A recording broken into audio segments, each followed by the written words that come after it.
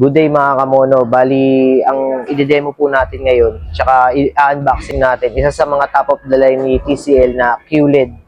Isa sa mga best choice na TV at mura.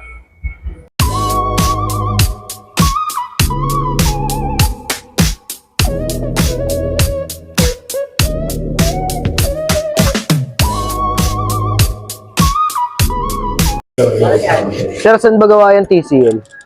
Ang TCL ay gawa dito sa Pilipinas. China brand pero dito siya ina-assembled. So yung parts nito is available dito sa Philippine market kahit tumagal na yung unit natin.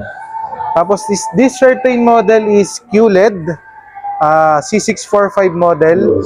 Quantum dot display, ibig sabihin billion shades of color na siya. Mas malinaw siya kung i-compare natin doon sa mga regular UHD TV.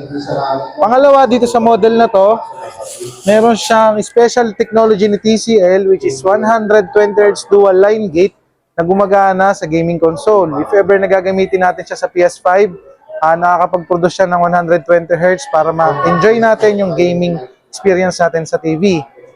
Then second, this model is equipped of Dolby Vision, Dolby Atmos. Ibig sabihin, naka-ready na siya makapag-decode ng mga Dolby Vision and Dolby Atmos format sa mga internet platforms natin para mas maganda yung picture quality and sounds quality. Number 3, meron siyang TÜV Rheinland certification. Ibig sabihin, this model is nalilesen niya yung mga blue light para hindi ma-damage ang ating mata sa panonood.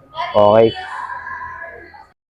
Salamat po Sir Nigel na specialist ng TCL sa pagpapaliwanag ng kagandahan ng unit ninyo na TCL. Sa mga gusto pong mag-inquire sa akin, pwede nyo po akong i-direct PM or message or i-text. Ibibigay ko po sa inyo yung info ko. Tapos sa prices po, ilalagay ko na lang po sa description yung pinaka-best price na po. Salamat po.